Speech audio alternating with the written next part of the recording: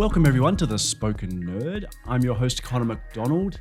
Usually our podcast episodes are about talking database tech, which normally means I'm often talking to someone of a similar, let's call it vintage, to myself. And often these sessions end up being a little bit like those grumpy old men series on televisions where myself and my guests sort of look down and mutter into our coffee cups and bitch and moan about the good old days and how the world is going to hell in a handbasket.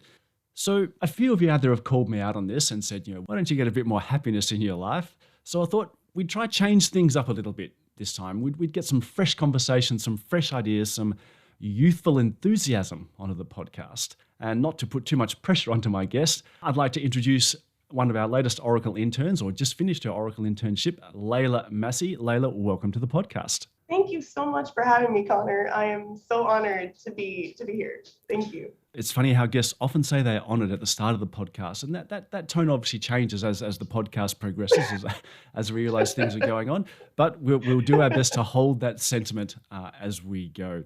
I've been doing as much LinkedIn stalking as I possibly can to get some information about you, and obviously we've chatted on Twitter from time to time. Am I correct that you're at Austin Community College? Yes. And so what year are you in? I'm rising junior. Okay, so explain to me, because I'm an Australian. Does that mean first, second, third, fourth, fifth? Basically third. Okay, and how long's the degree? It's 4 years. I'm so grateful to be at a community college where they even offer a 4-year bachelor's. But it's a software engineering bachelor's, and it's just been an incredible experience so far. So yes, I am rising into my junior year is the fancy way to say it. I have to admit, similar in Australia, a Bachelor of Science, which is what I did. I won't share what year I did my Bachelor of Science, but it was a similar thing. It was a 3-year degree plus a 4th year should you choose to do certain particular units. I'd love to say my 4th year unit was databases, but it wasn't. It was robotics. I thought robotics were the future, and I thought I'd be a robot engineer, but that didn't end up panning out. Robotics. That's awesome, though. That's an incredible experience. I mean, why not, right? If I'd known, that 30 years down, it would have been sort of a pretty cool thing to do. But at the time, I did robotics because I thought it was cool then. And of course, nothing came of it back in the 80s because robotics wasn't really a thing. It's huge now, right? So at least not for no reason. And I'm not that old to maybe branch out, but that might get me in trouble with Oracle if I say I'm leaving the database profession. Oh, yeah. Oracle's like, hey, come back. Speaking of database professions, you've just finished an internship at Oracle. Tell me how the internship came about. I was blissfully unaware, Oracle's such a big place, I was blissfully unaware that we even do internships. So how did the internship come about? Well, honestly, last semester I was taking a database programming class.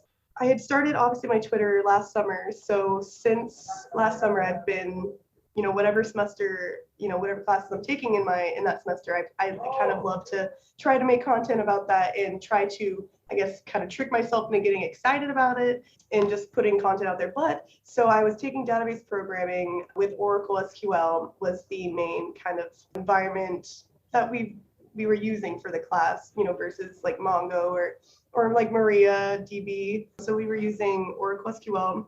So I was putting out content about that on Twitter pretty frequently and sharing kind of my excitement for it, how much I liked it, because I really did enjoy learning it a lot. It was way more fun compared to Python, C++, kind of data structure stuff.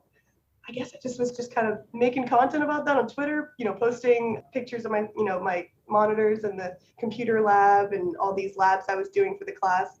I started following some Oracle people on Twitter, interacting with their content because I was obviously genuinely interested in Oracle. And so one day I had responded to a tweet from a senior product manager at Oracle. I'm sure you know Jeff. I know Jeff, Smith. So I replied to one of his tweets, and I don't remember what I said, but I remember I was just super excited, lots of exclamation points, because that's actually how I do feel about Oracle. I just think Oracle, the Oracle SQL developer, the application is just incredible. Little did I know that there's a web version, and I'll get into that obviously later.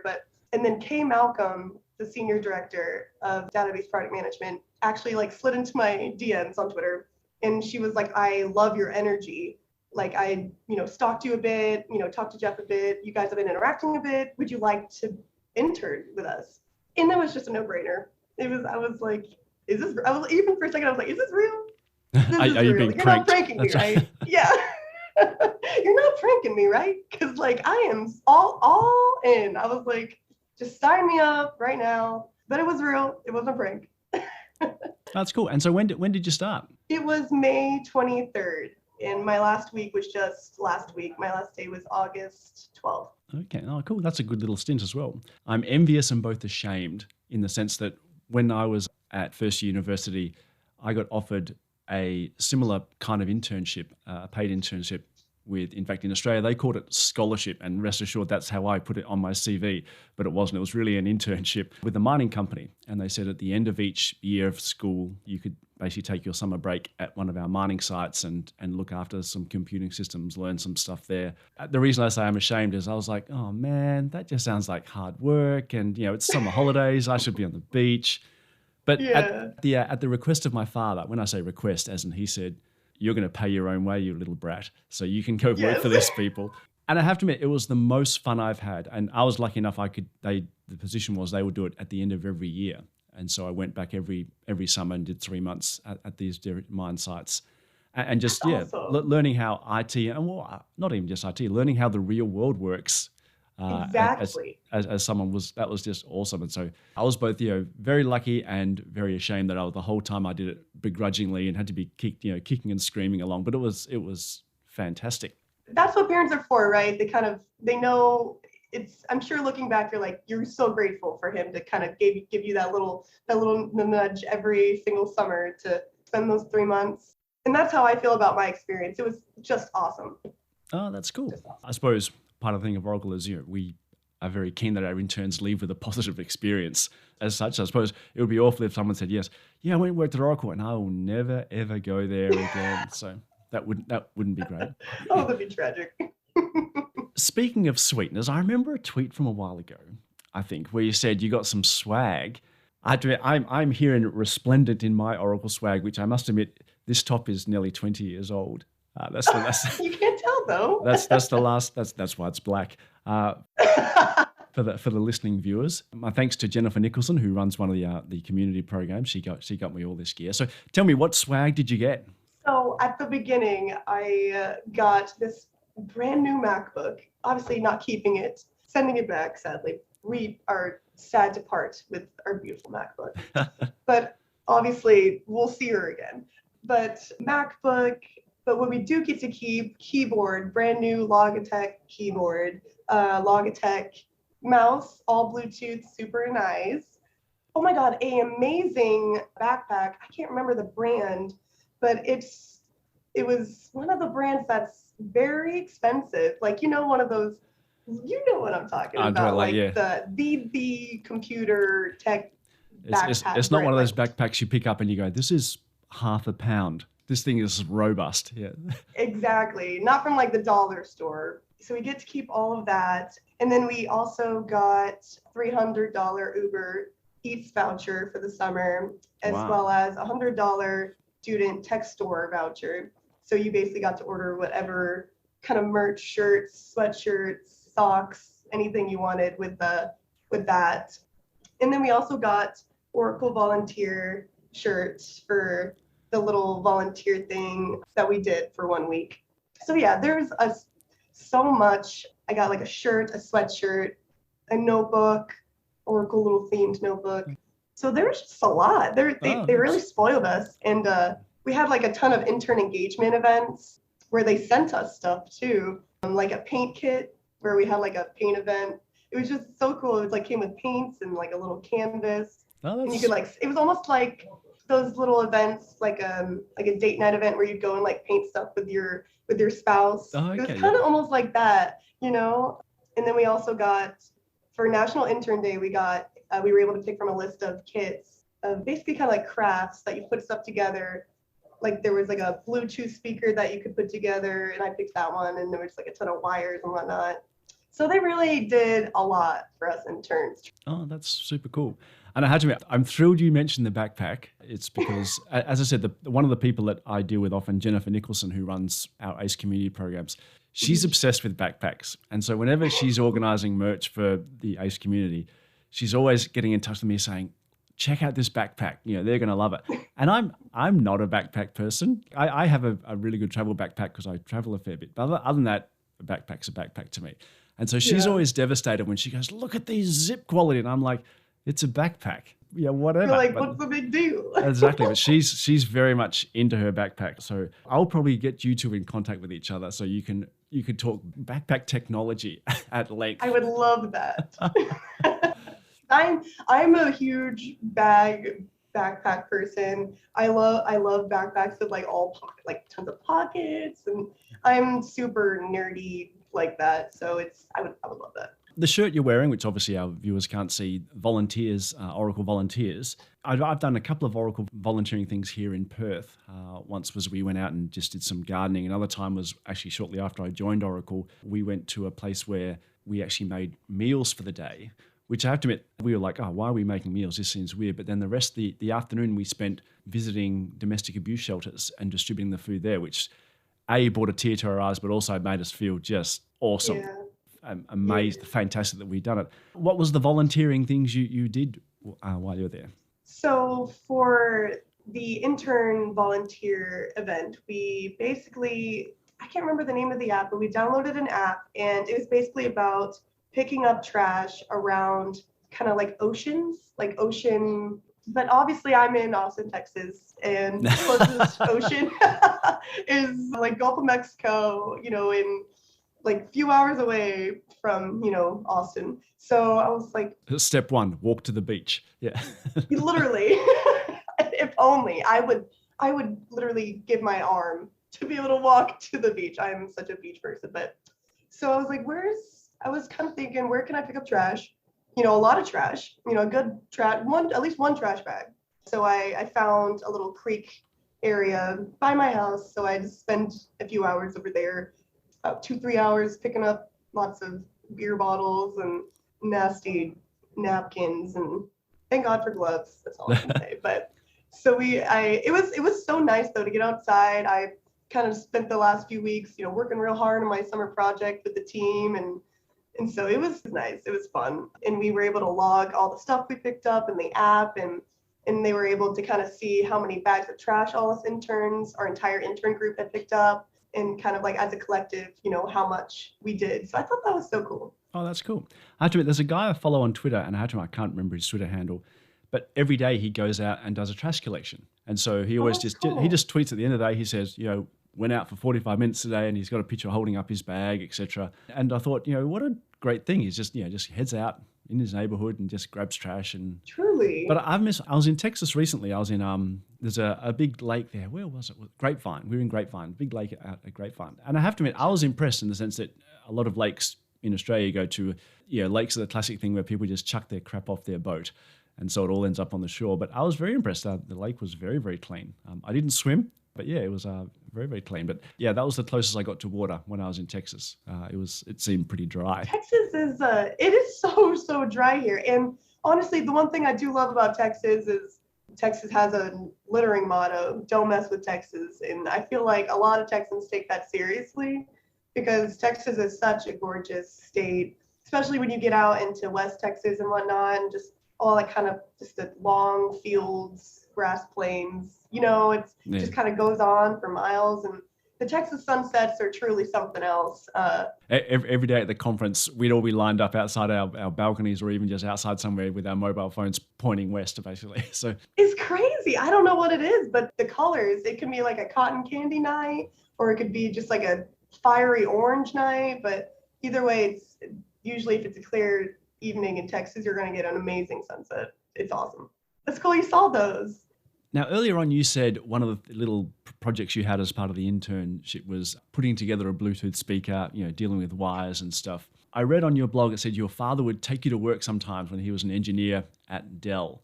And you mentioned there were hundreds of thousands of wires, motherboards, CPUs. Have you always had an interest in IT, at least from day one, or is it something that has sort of evolved over time? Or I know friends that chose IT degrees because literally they said, I don't like IT, but that's where the money seems to be, so I'm doing an IT degree. Where does your IT interest originally stem from?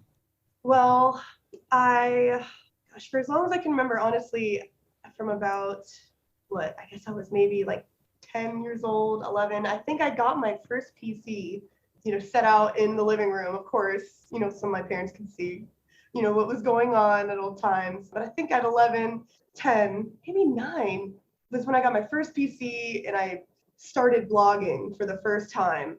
I don't know. I'm not sure if you know of this game, but maybe some listeners will. I almost said viewers. Maybe some listeners would be able to recognize Club Penguin was huge back in the day for us youngins. I was obsessed, and so I started blogging about Club Penguins, like Club Penguin, anything, all the news, any new events for the game, just everything on WordPress.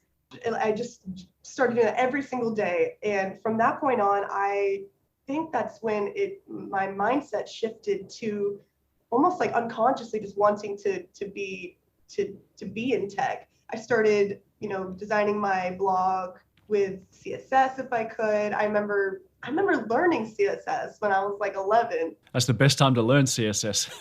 I guess so, right? And I'm looking back and I was like, I think that's crazy. I was like 11. But looking back on this blog, it's still live. I never deleted it. It reached 30,000 views when I was like 11 years old. There you go. And I can still go back and look at it and I can go back and read all of these blog posts from 11-year-old me talking about Club Penguin. And ever since then, I've just had such a passion for writing, for content creation. I just can't even put to words. It feels like it's come natural, kind of like second nature for me to just be able to write. And that's, I feel like the biggest thing is writing and content creation. I feel like it's been a part of my life for so long without me even realizing it. I notice you haven't got a link to that blog on your LinkedIn page. I need to share that at some point because I feel like it shows a lot of me, like truly, because I was able to build this, not brand, but still build a brand of some kind in the Club Penguin community when I was 11 years old. And I just think to myself, this is kind of what I'm trying to do now, within Twitter, is create a community. But I didn't even start out last summer with that in mind. I kind of just wanted to get excited in my degree again. But it's just blossomed into that. But I don't know, so tangent, but. And I have to admit, I jest, but the reality is I'm sure actually potential employers, if they saw someone who said, here's a blog I wrote when I was 11 years old, they're going to go, okay, this person is committed. Or they might be thinking this person should be committed. Well, one of the two. But yeah, exactly. It's just so funny to look back on, but it makes a lot of sense that I'm here where I am now. And looking back, how many hours I would spend screenshotting stuff from this video game, putting these blog posts out. I invested so much time to see. It's just so funny just to see where I'm at now. And I'm so excited to see where what the future holds, obviously. But it's so funny to look back at that. It's funny how, as a older person, we always wish we were born later, so we could get the more recent and latest and greatest things. It's funny, as a child, I was always interested in IT, but that started when my father bought home a 1K computer, literally 1K of RAM. And the only way you could program that was you plugged it into the TV and you would get magazines and they would have the code in it, and you would type the code in to run something like noughts and crosses or tic-tac-toe, and that's all it could do. But there was no concept of hard drives or saving it. So when you turn the TV off, tomorrow you type the program in again if you wanted to run tic-tac-toe. Oh my God.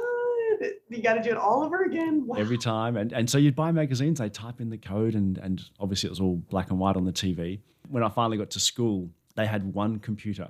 And so what would happen is, the funny thing is I ended up doing a maths degree, but my interest in maths came from, I was always interested in computers, but the interest in maths was really because each week at school, at the end of the week, they would have a small maths competition.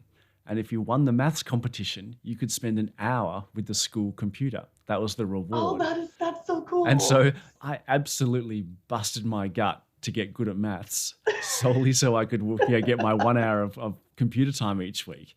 Sadly, it got to the point where they said, Connor, we're not going to let you have the computer anymore because we can see that you're trying. They're like, we have to give it. You're trying to game the system. We know you're in the library studying maths. You're monopolizing it. Studying Come maths on. Not to be condescending, one thing I will say is I think you're exceptionally lucky to have that interest in IT, I as I agree. myself, because I always thought everyone was like this. Everyone, sort of roughly at 10 or 11 years old, had an idea of what they wanted to Hmm. do. My sister has done 4 different college degrees. Oh gosh. She wanted to be a nurse, and then she did a degree, became a nurse, Yeah. and said this was a mistake, and then did something else, and Oh, eventually did a law degree like in her late 30s, and became a lawyer and yeah. loves it. Loved it. Oh, that's amazing. Trial and error, And right? so I'm surprised how lucky we are that the fact that we find something that we go, this actually turns out that what we want to do. That's so Somewhat true. tragically, I asked my son when he was very young, I said, what do you think you want to be? Because like all boys, they originally said they want to be a professional sportsman. Of course. And I said, if that doesn't work out, what do you want to? And he thought long and hard, and he said, I wouldn't mind being an assassin. And I went, really? And the worst thing is, he'd put thought into this because he goes, you get to travel a lot like you do, Dad. He says you get paid good money. He said, and get to kill people. And I'm like, okay. That's so funny. How old was he? Like He was like 12, 11? 7, and I'm thinking like, 7. That's I'm thinking hilarious. Oh that's my going to be a fair gosh. bit of money on therapy. That's so, so, so funny. That is so funny. I think I remember wanting to be an astronaut or something so illogical. There's no way I would make it to space. I cannot get in a plane. I get anxiety even flying. And I was, oh, we'll be in it. Really? No, we're not going to.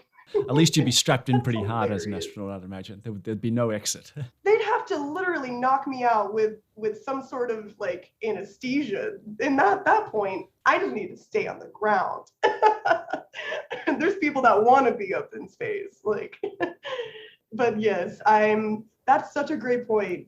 We are so lucky to be genuinely passionate about tech. And my dad had such a huge factor in that. He's worked at Dell for, gosh, I guess on the upside of 20 years now. Like you mentioned, I went in with him in the lab, and just hearing them like just brainstorm on a whiteboard and just talk about things I did not even understand. It literally like left kind of like hooked into my, and I was like, I need to find out more about this at some point because this sounds cool. And everything looks cool too. It was so sensory overload, but in the best way. So Now that we've learned my son wants to be an assassin and that Layla will never be an astronaut, stay tuned for the next episode of my podcast where we continue chatting with Layla. We'll talk about whether the database content you learn at college has any real-world application when it comes to practically building database applications. We'll talk about her time with the SQL developer team, but also get into a little bit offbeat topics such as Tame Impala, the Wiggles children's band, and how all these things relate to a Mac versus Windows discussion. I hope you can join me for that next episode. Thanks for listening to this podcast. The music credit goes to Zanman from Pixabay Music.